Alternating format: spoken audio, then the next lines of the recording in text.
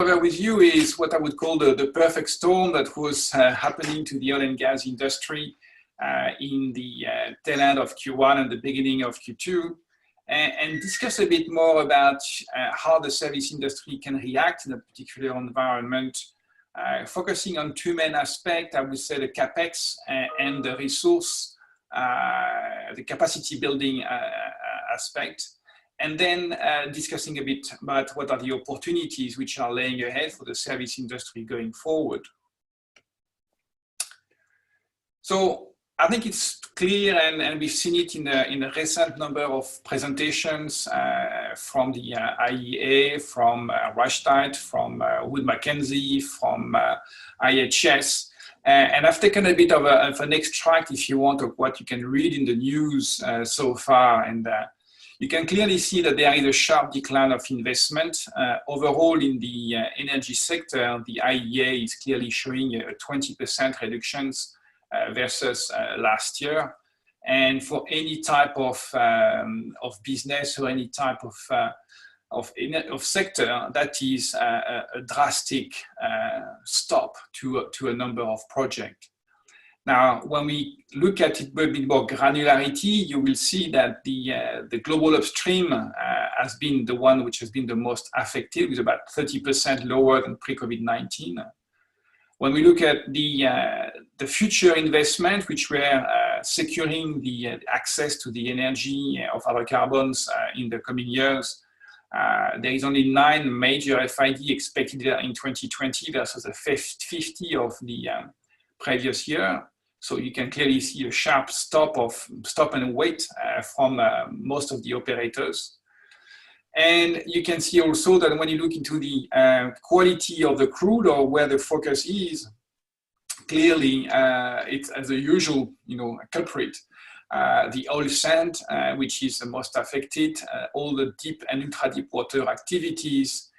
And now, due to the lower revenue per barrels, you are seeing that the vast majority of projects, about 40% of the future projects, are now generating an interest rate of return of less than 15%, which may just be barely enough for a number of operators, depending on the political and fiscal environments, to be able to move forward.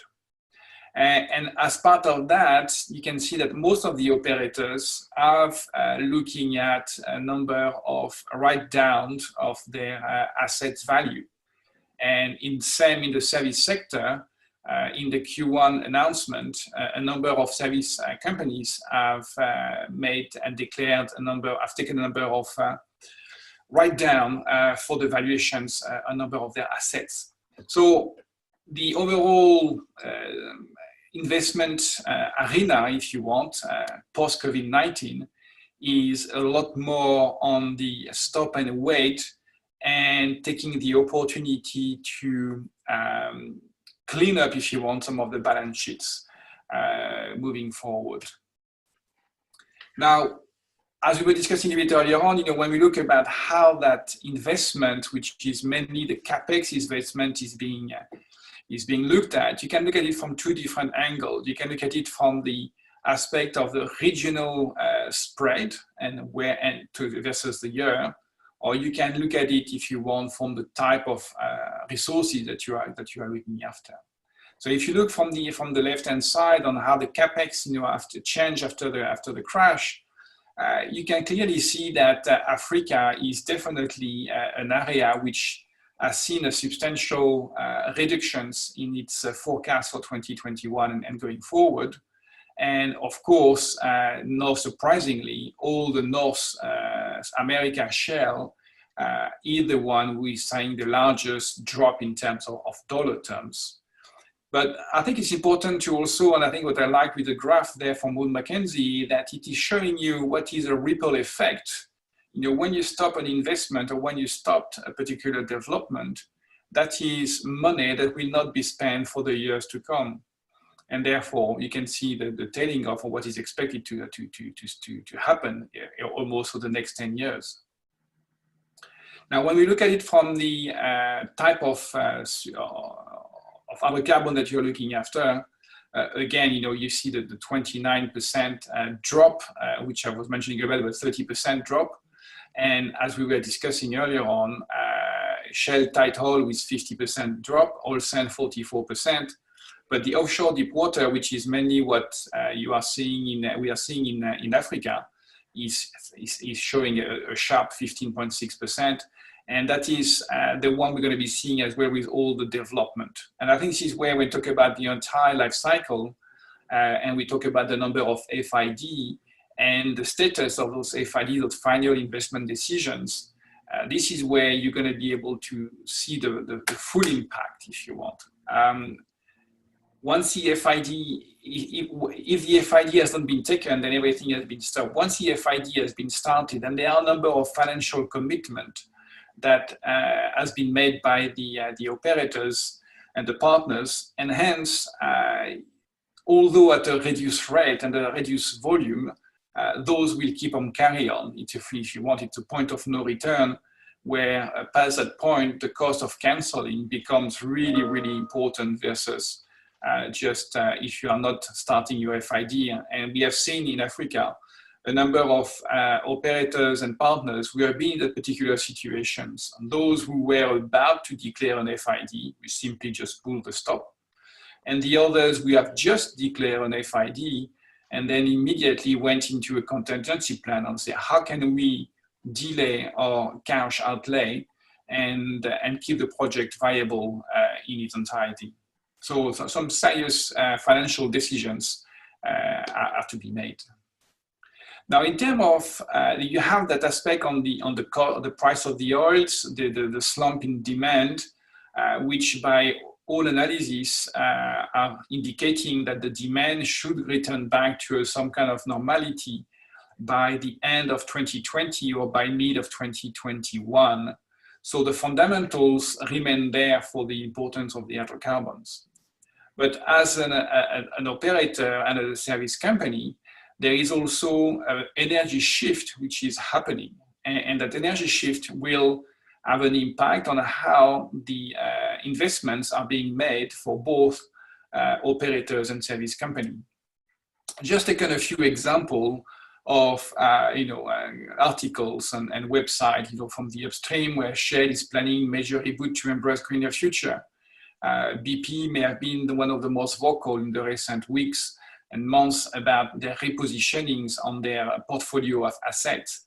I think Total is also clearly on changing their direction as well. If you go on the service company website or on their presentations, the move towards new energies or greener energies clearly laid out and visible, on top of, as we are seeing throughout the industry, the cost of access to those greener energies, let it be the wind, let it be the solar panels.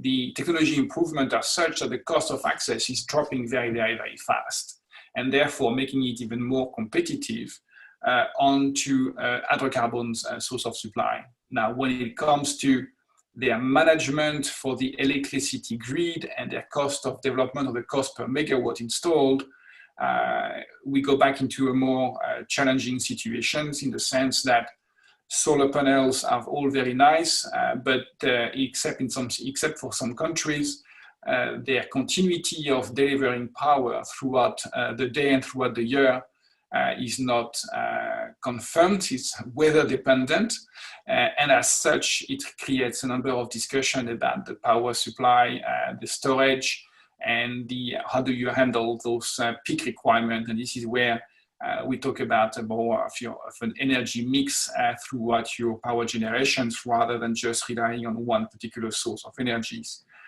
So you're able to accommodate for those variations. But overall, for the service industry, it is very clear that the world shifting from an oil and gas service industry to an energy industry is becoming more and more a requirement and acute, especially in that particular stop, if you want, and reduction of a number of projects in the oil and gas.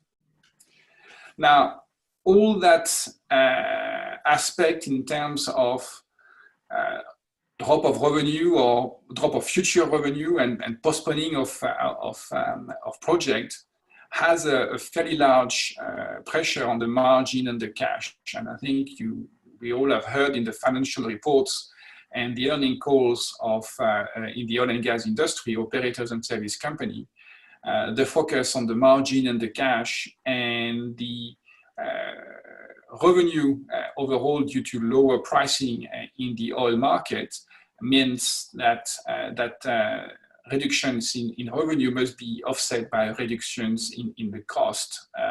And that cost reduction is passed down the value chain from the major service companies to their suppliers and their suppliers to their suppliers and so forth.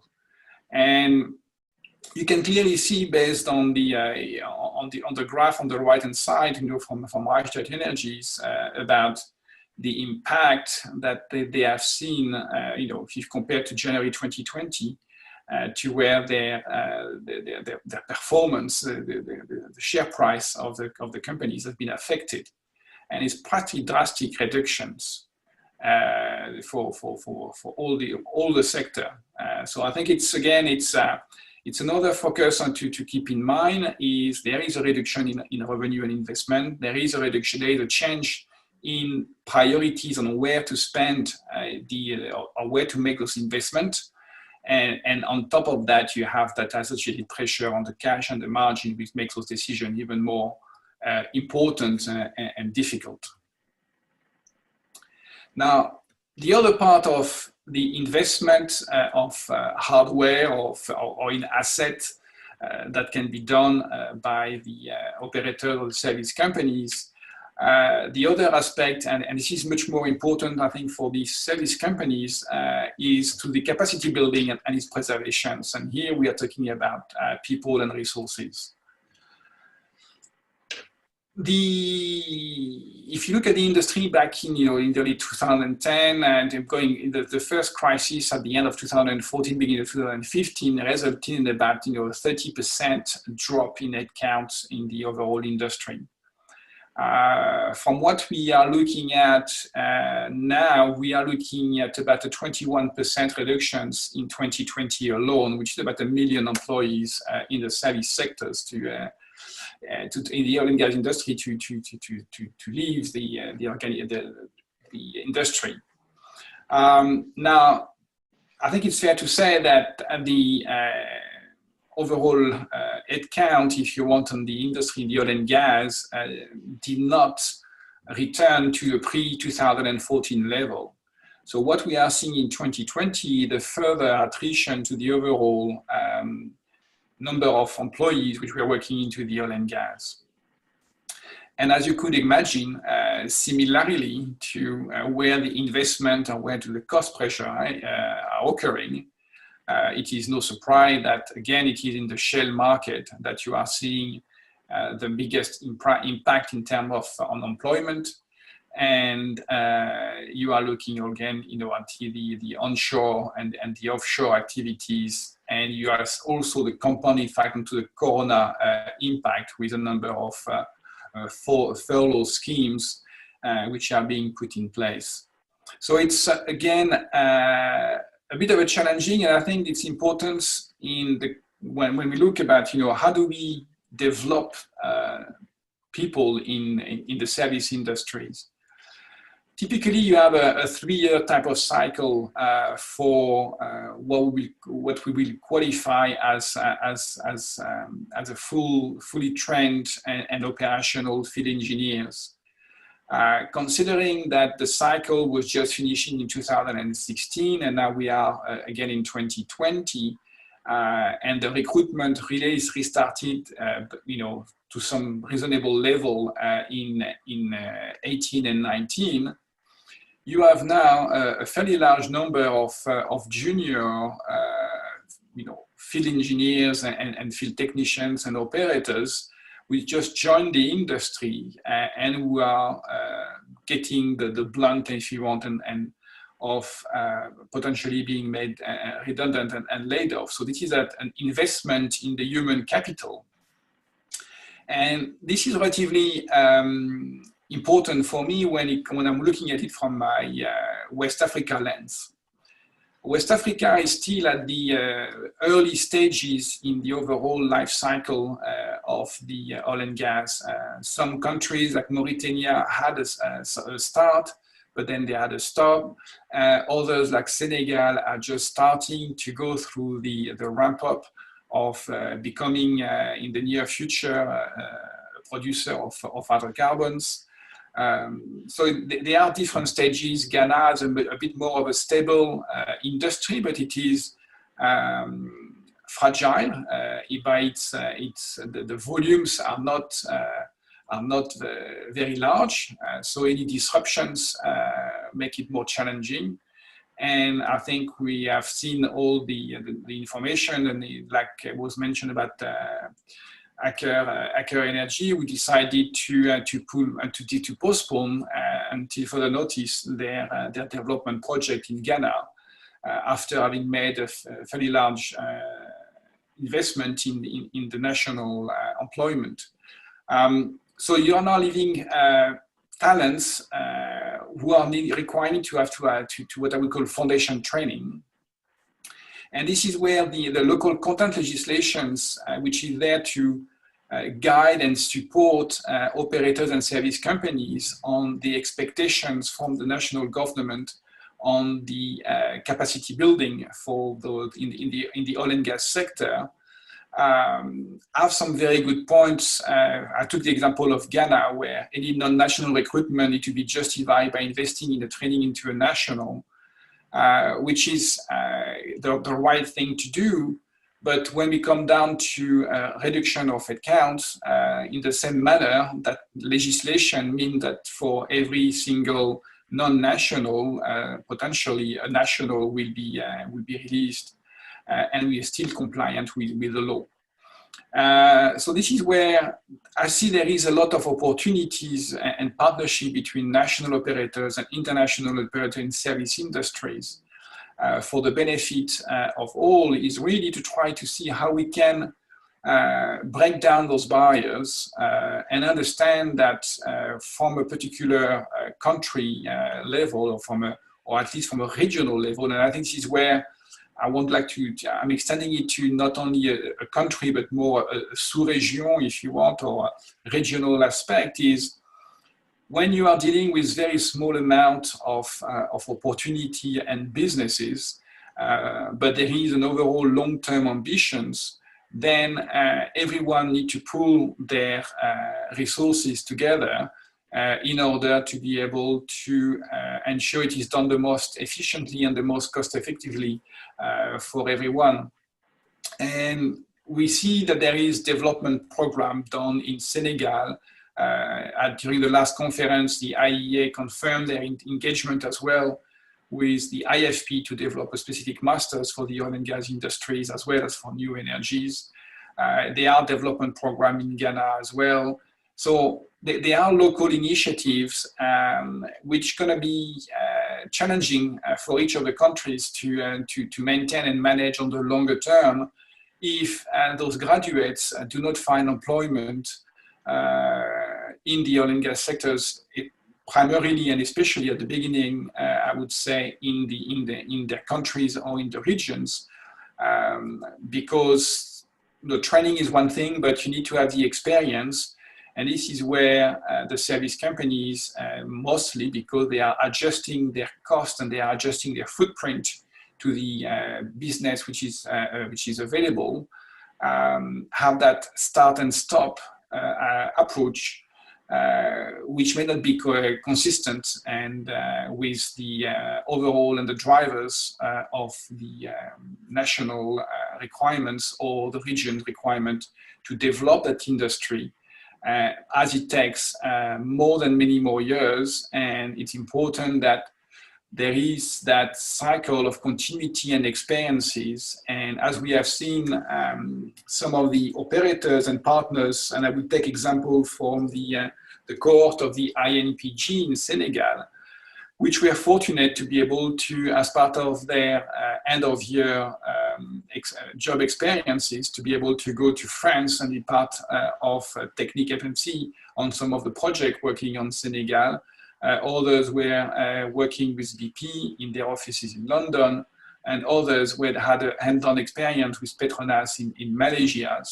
Schlumberger had and Halliburton had employees in their workshops and their website. So that experience is extremely valuable, but it needs to be continued and sustained throughout, even despite the fact that there is what I would call a ripple in the industry, as the motivations and the drivers are far much more reaching than just a 6-month stop in revenue generations. So there is a requirement and a need, if you want, for the coordination between the different stakeholders to achieve that objective of developing the national talents. Now, the world is becoming a lot more digital, and I just, couldn't help to put your oil and gas virtual summit, Joe. I think it's very clear that it provides an opportunity to increase learning and making it more accessible to anyone, irrespective, not requiring the time for traveling.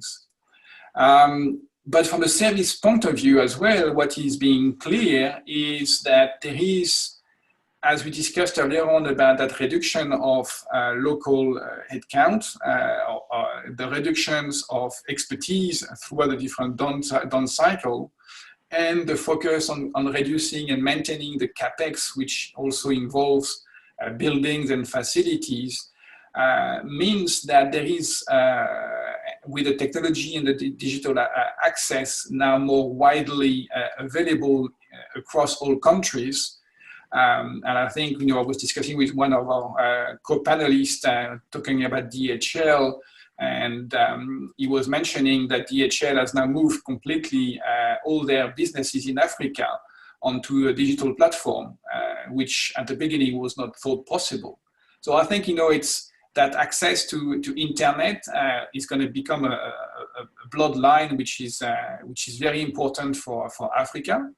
But it also means, from a development of the national talents, is that a number of specific expertise or technical expertise that was before readily available in I would say, the next door's office, or at least through the SPE channels or chapters in the different countries, will now be a lot more challenged, because that expertise is sitting miles away in different countries, which means that sometimes, even though you would like to have your national talent spending a year in a particular country as being part of those centers, then you have the challenges of the local legislations and immigration rules and requirements.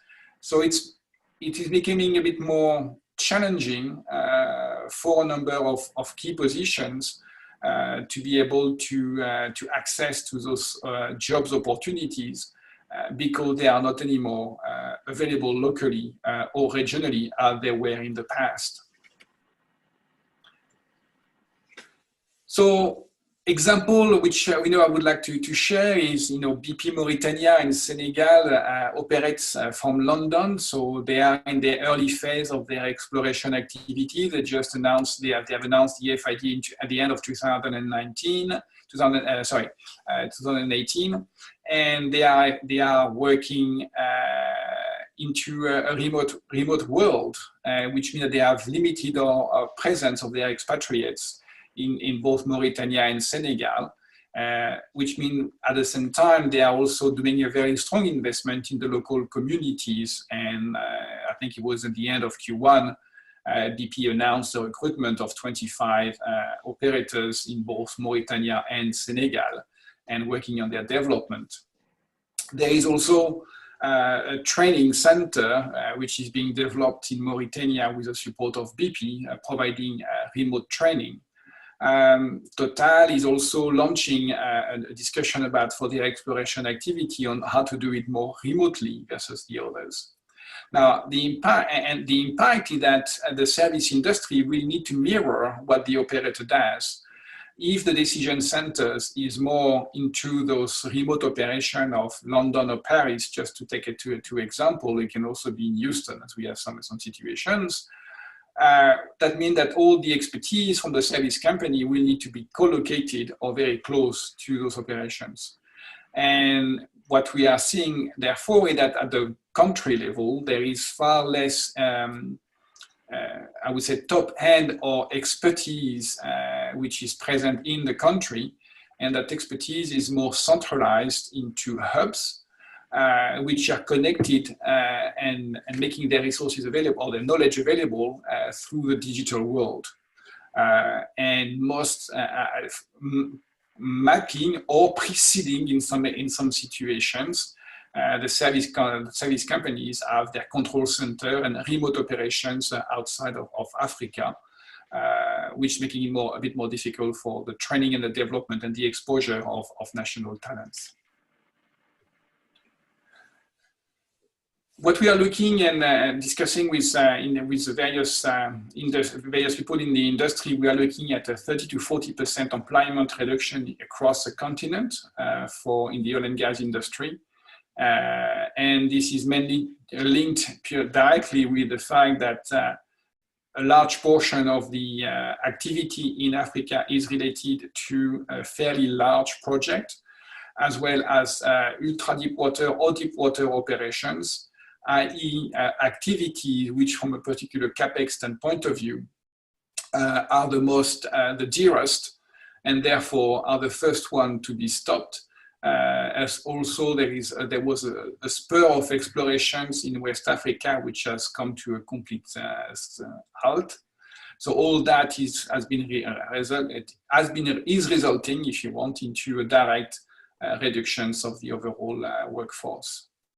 I highlighted, earlier on, the impact in Africa and the training and the examples which are being done. So I think there is a drive, there in the willingness, and we need to see greater cooperation between the different countries at the regional level, as well as more support from the various actors to align to those directions.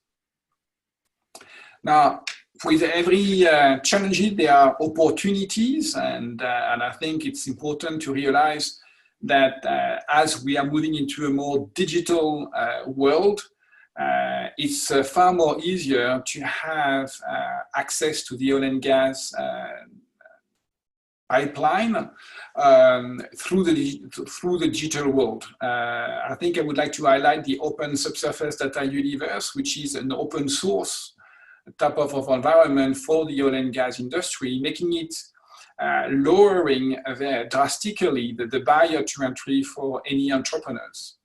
And what I've really enjoyed during my time in Africa was the level of entrepreneurship that is clearly available, and the ingenuity that is being displayed, and the number of schools or initiatives supported to develop and train the new generation into those digital tools and coding and the like are very, very exciting. And I think there is a real opportunity for the oil and gas service companies at the local level and local entrepreneurs to join the oil and gas industry through a completely different path that was normally taken, but to join it from a digital aspect.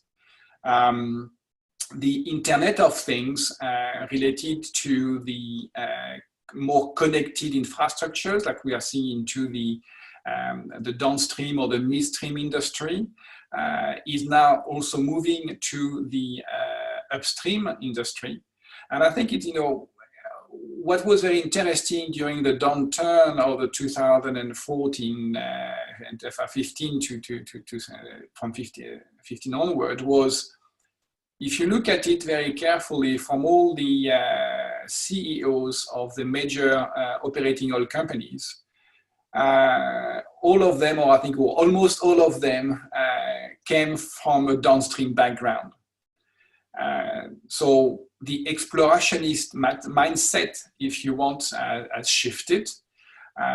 All those major operating companies really have a more downstream mindset, focusing on cost management, focusing on automations, focusing on achieving the highest returns and maintaining the return into a collapsing revenue because of the drop into the oil price.